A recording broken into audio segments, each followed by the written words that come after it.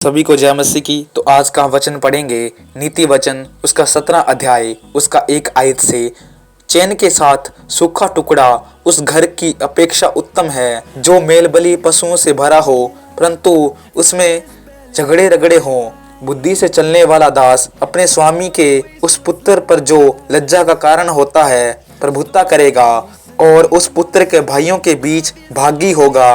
चांदी के लिए कुठाली और सोने के लिए भट्ठी होती है परंतु मनों को यहोवा जांचता है। कुकर्मी अनर्थ बात को ध्यान देकर सुनता है और झूठा मनुष्य दुष्टता की बात की ओर कान लगाता है। जो निर्धन को ठट्ठों में उड़ाता है वह उसके कर्ता की निंदा करता है और जो किसी की विपत्ति पर हंसता है वह निर्दोष नहीं ठहरेगा। बूढ़ों की शोभा उनके नाती पोते हैं और बाल बच्चों की शोभा उनके माता पिता हैं। मूढ़ के मुख से उत्तम बात फबती नहीं और इससे अधिक प्रधान के मुख से झूठी बात नहीं फबती। देने वाले के हाथ में घूस मोह लेने वाले मणि का काम देता है। ऐसे पुरुष जिधर फिरता उधर ही उसका काम सफल होता है। जो दूसरे के अपराध को ढांप देता वह प्रेम का खोजी ठहरता है परंतु जो बात की चर्चा बार बार करता है वह परम मित्रों में भी फूट करा देता है। एक घुड़की समझने वाले के मन में जितनी गड़ जाती हैं उतना 100 बार मार खाना मूर्ख के मन में नहीं गड़ता। बुरा मनुष्य दंगे ही का यत्न करता है इसलिए उसके पास क्रूर दूत भेजा जाएगा। बच्चा छीनी हुई रिचनी से मिलना तो भला है परंतु मूढ़ता में डूबे हुए मूर्ख से मिलना भला नहीं।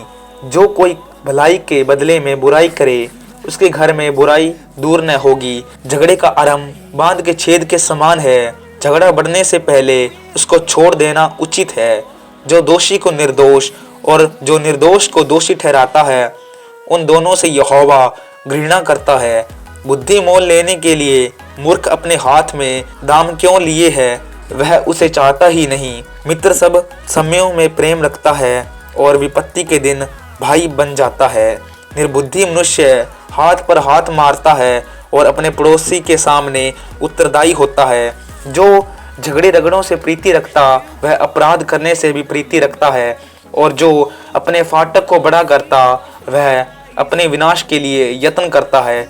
जो मन का टेढ़ा है उसका कल्याण नहीं होता और उल्ट फेर की बात करने वाला विपत्ति में पड़ता है।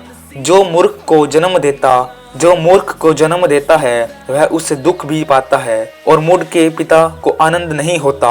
मन का आनंद अच्छी औषधि है परंतु मन के टूटने से हड्डियां सूख जाती हैं। दुष्ट जन न्याय बिगाड़ने के लिए अपनी गांठ से घूस निकालता है। बुद्धि समझ वाले के सामने ही रहती है परंतु मूर्ख की आंखें पृथ्वी के दूर दूर देशों में लगी रहती हैं।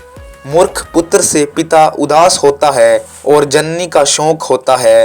धर्मी से जुर्माना लेना और प्रधानों को खराई के कारण पिटवाना दोनों काम अच्छे नहीं हैं। जो संभल कर बोलता है वह ज्ञानी ठहरता है और जिसकी आत्मा शांत रहती है वही समझ वाला पुरुष ठहरता है। मूढ़ भी जब चुप रहता है तब बुद्धिमान गिना जाता है और जो अपना मुंह बंद रखता वह समझ वाला गिना जाता है। तो परमेश्वर इन वचनों के द्वारा आप सभी को आशीष करे। अगर आप हमारी YouTube फैमिली का हिस्सा बनना चाहते हैं तो इस चैनल को सब्सक्राइब करें और हमारे Instagram पेज को भी फॉलो करें।